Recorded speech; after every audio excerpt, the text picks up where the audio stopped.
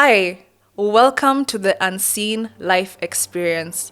I'm your host, Wamboi, a storyteller and marketing and communications professional. Did you know that 16% of the world's population experience disability? That's 1 in 6 of us. But the truth is, anyone can become disabled at any time, which is why we need to do better as a society. Join me as I tell the stories of African people living with disability. But first, we'll start with my story.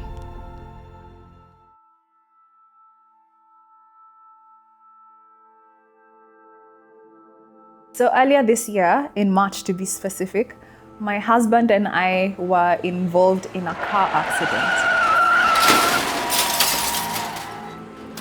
It started like an ordinary day. The one thing I really remember about that day was I was watching Nairobi Diaries, and my husband had to really rush me. He's like, we're getting late. We ran our errands. We started at around 1. We were finishing at around 4. So we started making our way to Nakuru. The aim was to go see flamingos. I could not remember the last time I'd seen flamingos. And my husband and I have been married for almost 2 years now. And we're really outdoorsy people. While we were dating, we climbed Mount Kenya together. Like, that's the kind of couple we are. So it had been a really long time since we'd been camping. We'd actually invested in a rooftop tent. So that was going to be the very first day we were going to try it out. So it had just been installed. We started making our way down to Nakuru. So the accident happened between 5:30 p.m. and 6. Now, the story that I'm going to be telling you is actually a recollection of also my husband's side of the story, because I don't remember a lot of what happened. That was just what happened to me, right? So we're driving, it started drizzling and it started getting dark. And on your way to Gilgil, I don't know how to explain this, but the road sort of like bends at a curve, and there's a partition. So all I remember is I was on my phone. I think I just posted an Insta story. I was on my phone and I remember realizing that we are on the wrong lane. And I quickly asked my husband what's happening. And he said, I think we've lost control of the car.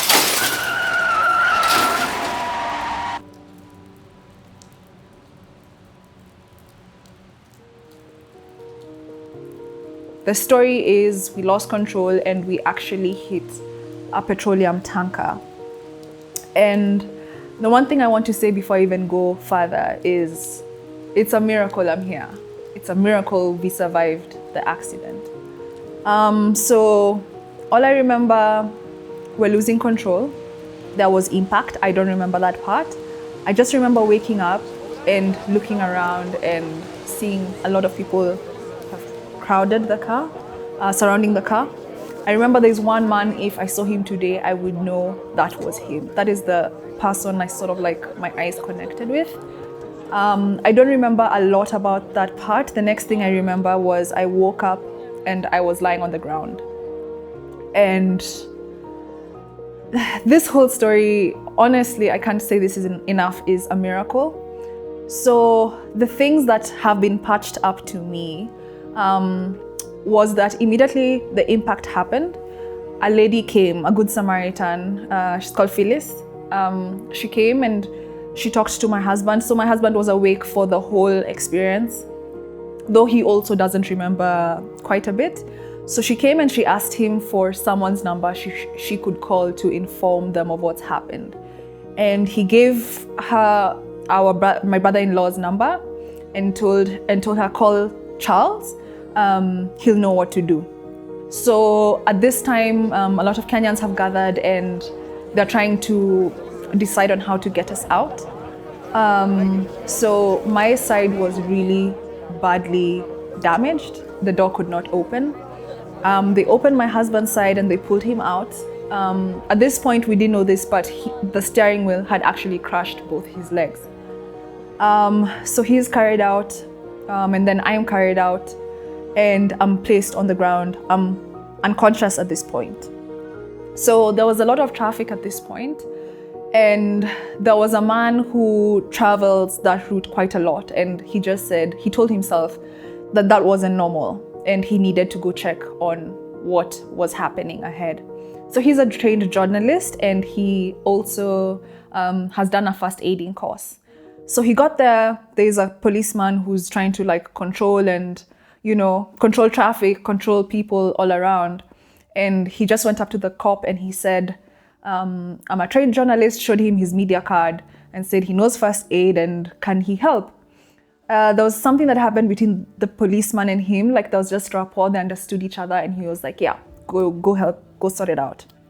And he was actually dressed like a plainclothes policeman, as he tells us, because he went there and he like chased people away.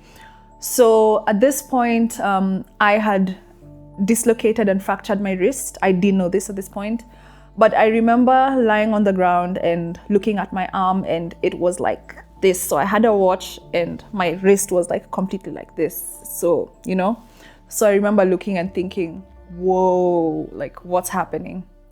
And I could feel that there was some intense pain on my hip, but I didn't know if it was my hip, I didn't know if it was my leg, I didn't know if it was my back. So the first thing that came to my mind was spinal cord injuries. And I told myself, try turn your head. And if you can turn it, I think you're okay. So I turned my head and I could move, and I was like, okay. I tried wiggling my toes and I think I could feel them, but I didn't have serious cause for concern at that point.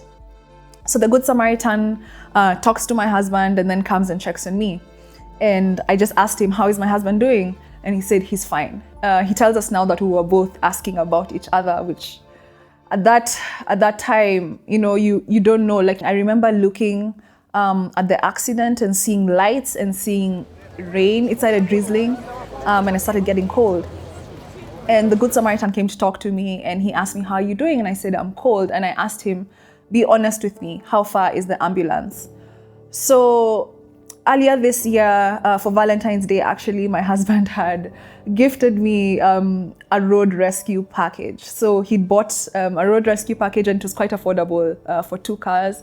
So he also had a work benefit of an app, a security app that is installed on your phone, and you can press a button to call for either medical help or security. So he'd explained to the Good Samaritan like what to do, what to press, and that's how we were able to get an ambulance. I'm telling you, the power of tech it's quite amazing. So again, I lost consciousness. So I kept losing consciousness throughout this whole situation. I don't remember the ambulance getting there. I don't remember the ride to the hospital, but we got to hospital. The one thing that I remember of that night is, when you're watching medical TV shows and there's this scene where the person is being reeled and there are all these like hospital lights. I remember seeing those hospital lights. Like that's based on truth, that part right there. And I remember also being placed on the X-ray table, and it was so painful. Like I was in intense pain. So it was just a whirlwind. And the next thing I know is it was the next day. Like my memory has a lot of blanks.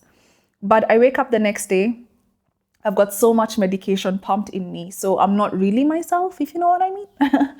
And at this point, family has been notified. People have made their way from Nairobi to Nakuru. And I remember seeing my brother and asking him about my nieces and my nephew. For me, like I was just out of it. It was just, I'm seeing my brother, I'm just like, wow. And I knew he had an event that day. So I didn't really understand. The next day, I'm told, as people would come into the hospital room, I would just say, I just wanted to see flamingos. I just wanted to see flamingos. So at this point, I think I was kind of blaming myself, because if I didn't want to see flamingos, we wouldn't have gone on this trip. Like all these things are going through your head. So one thing I want to say about the scene of the accident, it was so bad. Someone had taken a picture and it had been posted on Mathri route. This is a Twitter page, in case you don't know. So the accident was posted. Of course, they blurred the number plate and people started writing RIP. Like, that's how bad it was. And someone who was driving along that way took a picture, and he looked at it and he said, I know whose car this is. So he called my husband's, okay, just wait, I need a second.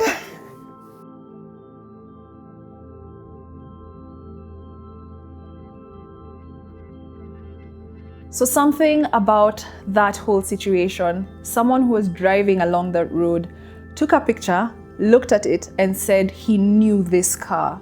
So he called our mutual friend, who's called Stone, and he asked Stone, he's like, isn't this your boy, Osband, my husband? Isn't this his car? And he looked at the picture and he's like, yeah, this is him. What's going on?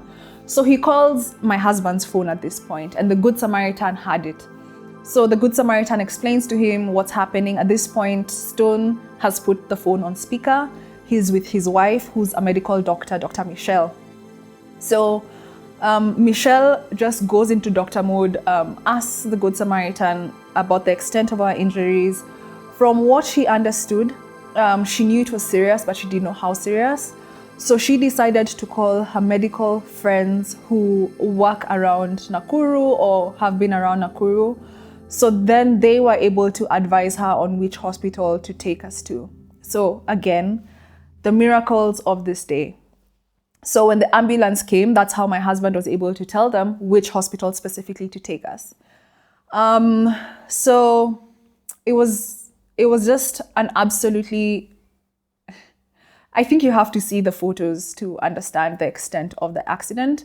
But one thing that I remember was when my brother talked to the policeman the next day, the first thing the policeman asked him is wako, which, in case you don't know Swahili, means are they there? It's like asking, are they still alive?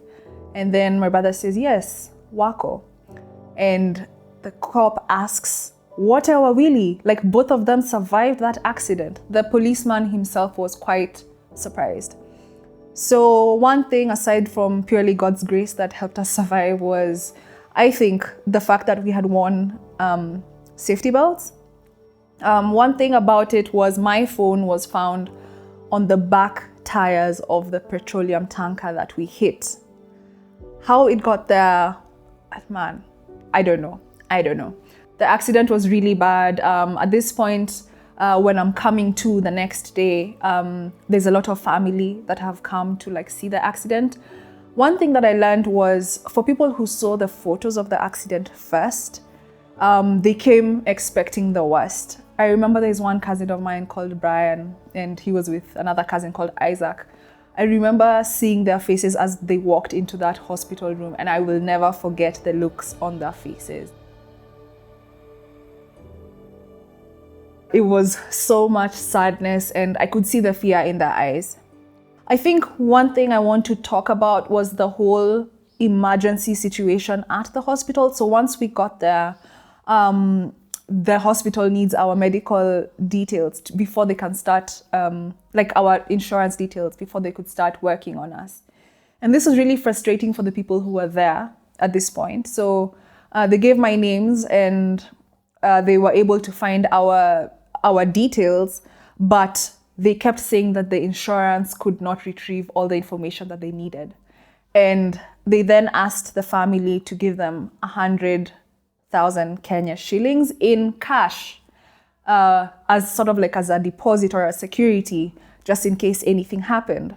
So they hadn't specified that it was cash. So the family started gathering funds to make this payment. And then once they had the money on M-Pesa and they're like, okay, which number should we send this to? The hospital says, no, actually, we need it as cash. It's 7:30, 8:30 p.m. at night. And these are not people from the area, so they don't know where to go. So that was a really, really stressful situation. We got to find out later that the hospital actually hadn't sent the insurance all the details that they needed to properly retrieve my details. Something else was my NHIF was not up to date. So if there's one thing I would tell Kenyans and Africans, if you have a body that helps, I don't know if the word is alleviate, but lessen the cost of the hospital, I think you should take it. So make sure your NHIF is up to date. So my family was fined because mine was not up to date. And then eventually they were able to get the whole insurance sorted, and I was taken care of. One other thing that was really crazy to me was last year I had to undergo some surgery, and while I was leaving the hospital, we had a fight with the insurance company. And it seemed very unfair to me because we had paid what we needed to pay, and they were just basically trying to get out of paying for what they needed to. So at this point, my husband got so frustrated, and he told them, you know what? If you don't want to pay, that's fine, but just put it in writing. Write an email to us and break it down why you're not going to pay this money. And once they had that he wanted it in written form, they were like, okay. They called us like 15 minutes later. They were like, you know what? We're gonna pay for it, like, let's just end this. So I went home, and I remember telling him we need to upgrade our medical cover just in case anything happened. So the reason I didn't change medical insurance actually was because I don't know if it's the same in other African countries, but in case you want a maternity benefit, you have to wait at least a year before the insurance can pay for your maternity insurance or maternity hospital bill.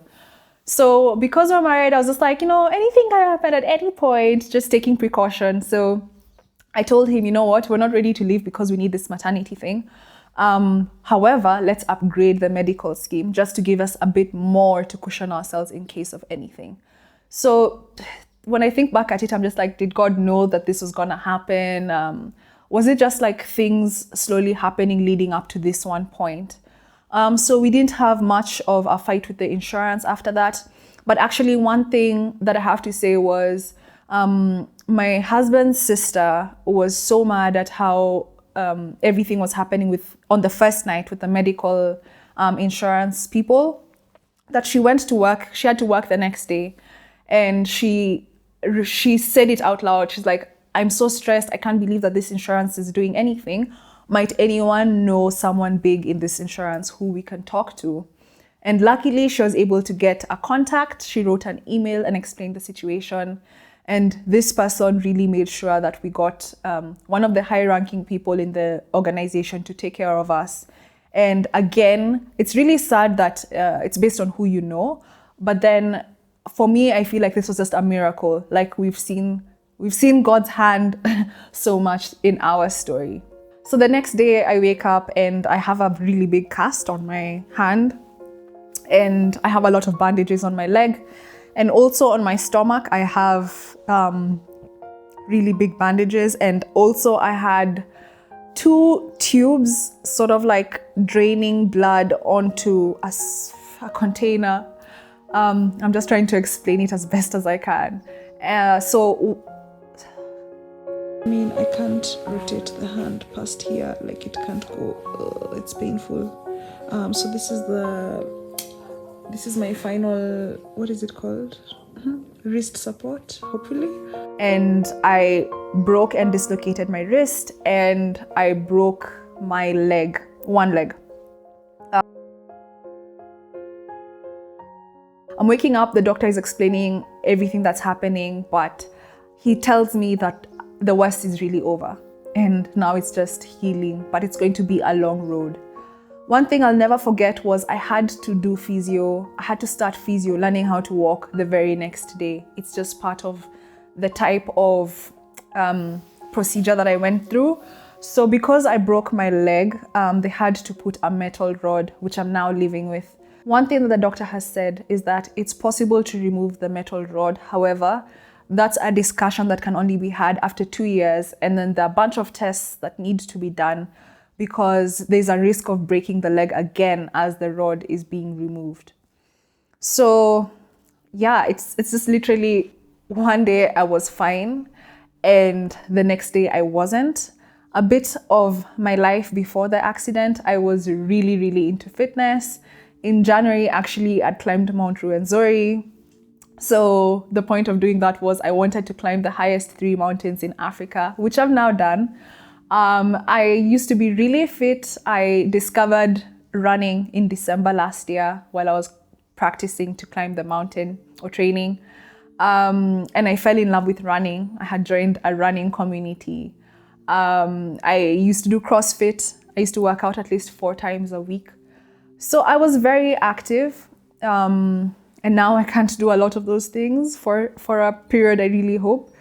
But yeah, that was my life before the accident. And to some extent, I really feel that being fit helped with my healing journey. So I remember telling the doctor, the physiotherapist actually, who was trying to teach me how to walk again, that it felt like doing squats. Like sitting and standing felt like doing squats, but it was very slow.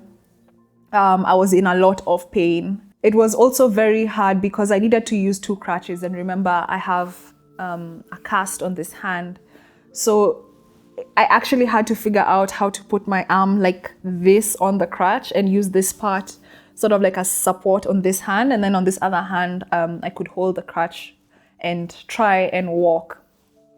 And I couldn't eat for the first 3 days because of the damage to my intestines. So I was on a drip and I was being given a lot of liquids. So it was a very uncomfortable experience. And one thing I remember was feeling like my body was not my own because I'm so used to having so much energy. And I remember especially the first 3 weeks, it was just a lot of sleeping. Like your body is just extremely tired. The Good Samaritan came to visit us a couple of times, and there's one story he tells me of how he came in. We had a conversation, and then I looked at him and I was just like, okay, I'm tired, I'll see you. And I just turned my head and literally blacked out. The hospital experience was, I wouldn't wish it on anyone, but one thing that I will say is it really made me feel, that period really made me feel very married. So my in-laws were able to get my husband and I to share a room. They really asked the hospital to just make this provision.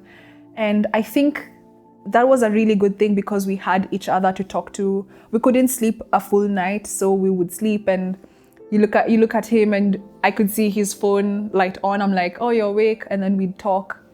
It was a really hard time, honestly. I wouldn't wish anything like that on anyone. So I stayed in the hospital for a period of a week and my husband was there for 2 weeks. So he had broken both legs and 2 ribs.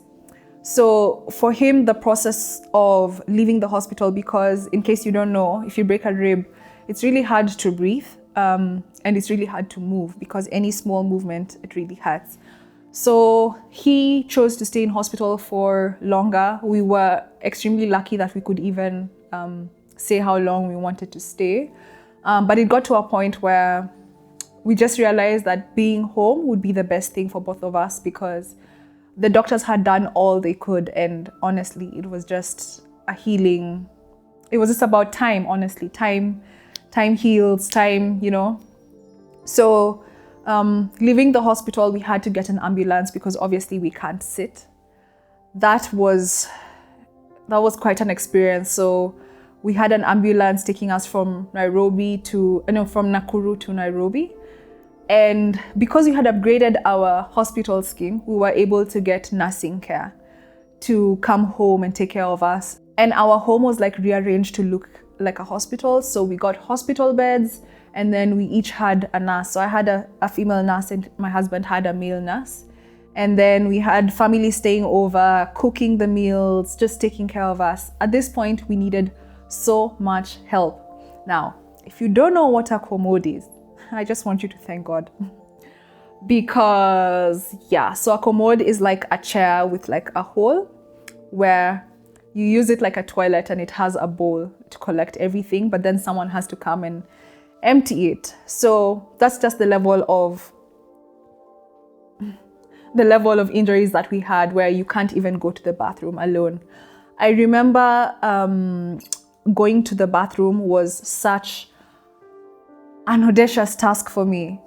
So the bed would be moved closest to the corridor and then I would have to walk from the corridor to the bathroom with the nurse walking right behind me just in case I fall because I don't have much balance. I don't know if you realize this, but your hands really help you with your balance as you walk. So because of the crutch, I did not have, my balance was not the best. So the nurse had to walk really close to me just for extra support, just in case of anything. And anytime I would get to the bathroom, I would be so breathless. I would actually have to ask for juice, for sugar to give me energy. Like, that's how weak and out of it I was. And yeah, so this went on for a while, but then as the weeks would go by, I would feel myself getting stronger. My appetite obviously was not the best because of the injuries that I had. And then I also had to have a wound specialist coming to check on my wounds I think at first it was every 3 days. With the damage to my intestines, they had to put this drainage pipes, like to drain out the blood. And then when I left the hospital, they had to take out the pipes, but then they had to leave the wound open to sort of like drain itself. And then after a while, like a month, I would then need to have another surgery to close up the wound. So, man, the care that I had to receive, I slept on my back for a period of 3 months. Like, the appreciation for your body, for the little movements that you're able to make, I had never thought about it that much. I had never thought about how much goes into being able to just turn your body at night and to also just sleep a whole night without any interruptions.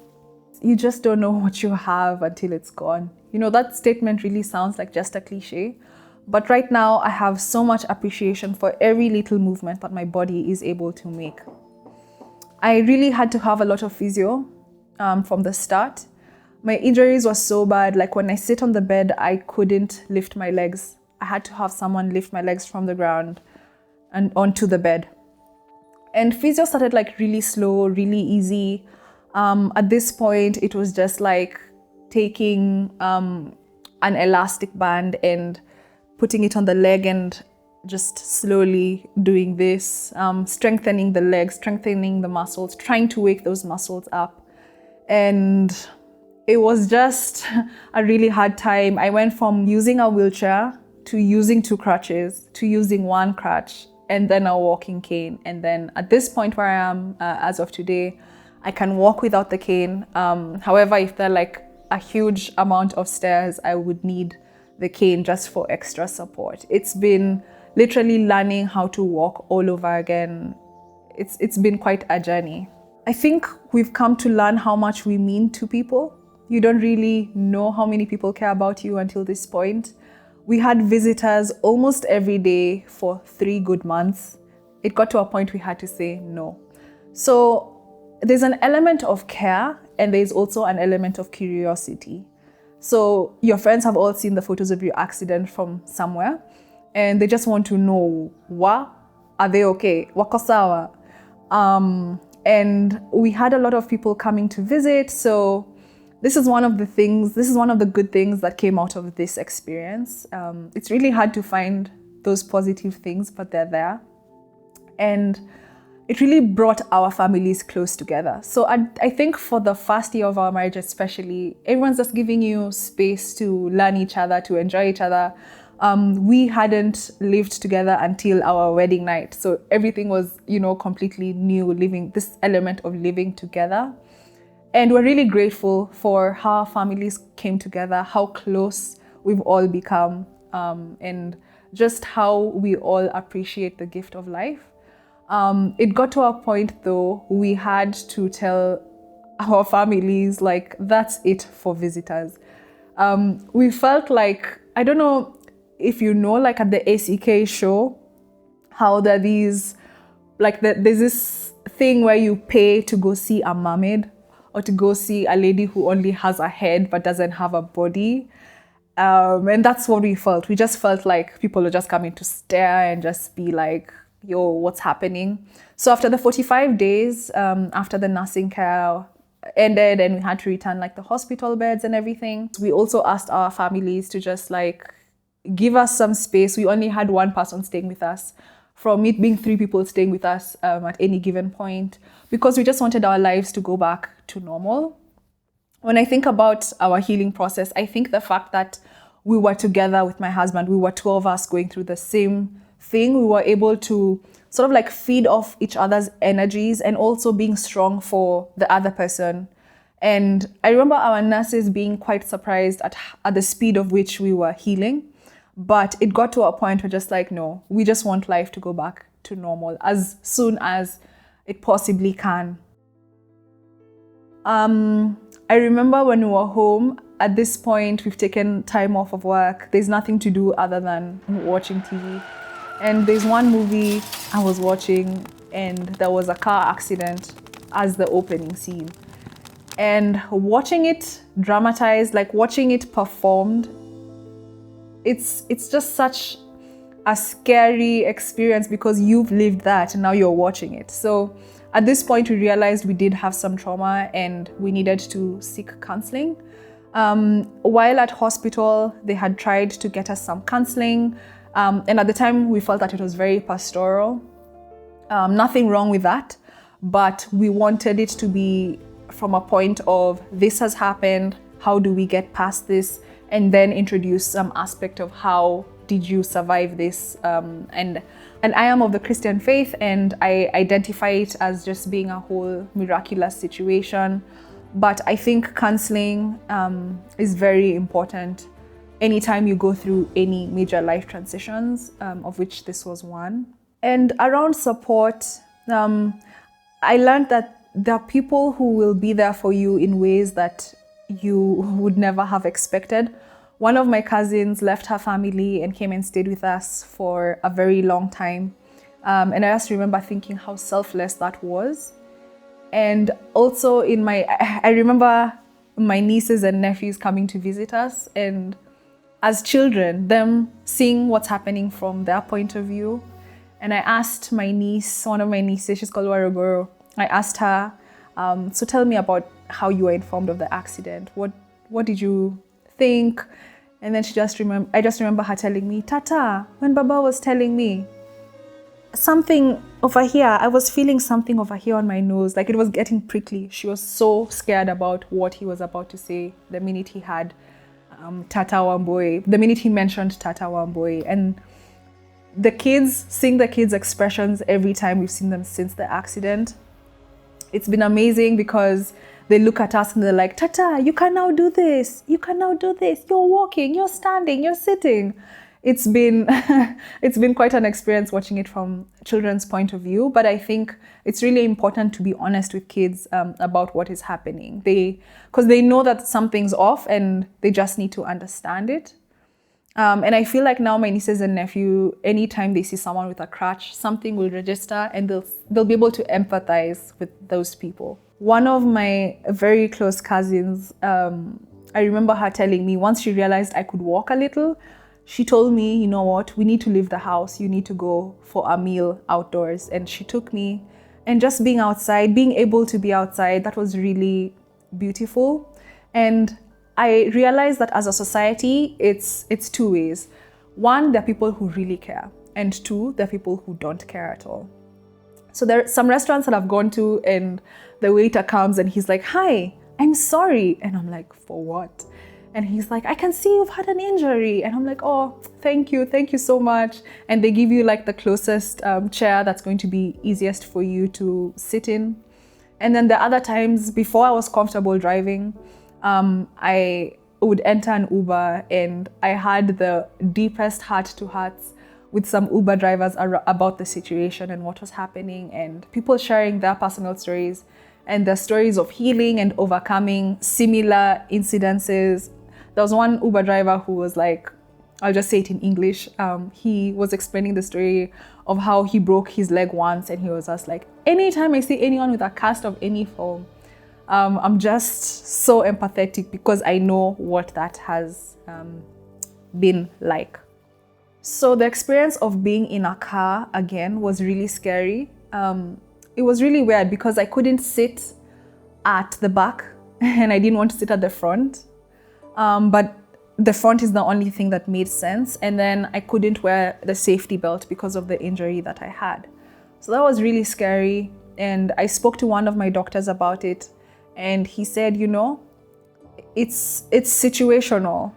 So he just advised me that I have to be comfortable in a car He said, I just need to enter the car and be driven around the neighborhood, and then slowly start increasing the distance of which I drive or I'm driven. And that was, it slowly worked, but I think only now. It's been about 2 months since I've started driving again. And now I'd say I'm comfortable. Although every time I enter the car, I just know that, there's this saying like you can leave the house and not get back home safely. So every time I start a trip now, I just remember to ask God to please give me journey mercies and, just protect me. And when I think about accessibility, every time we needed to go to hospital, so at first I couldn't even go in a normal car, and we started then the journey of looking for accessible transportation in Nairobi. So we found a few services that have cars where a wheelchair is able to go in, but they're quite pricey. So I remember we found this company that have a Noah with a chair that sort of like springs out.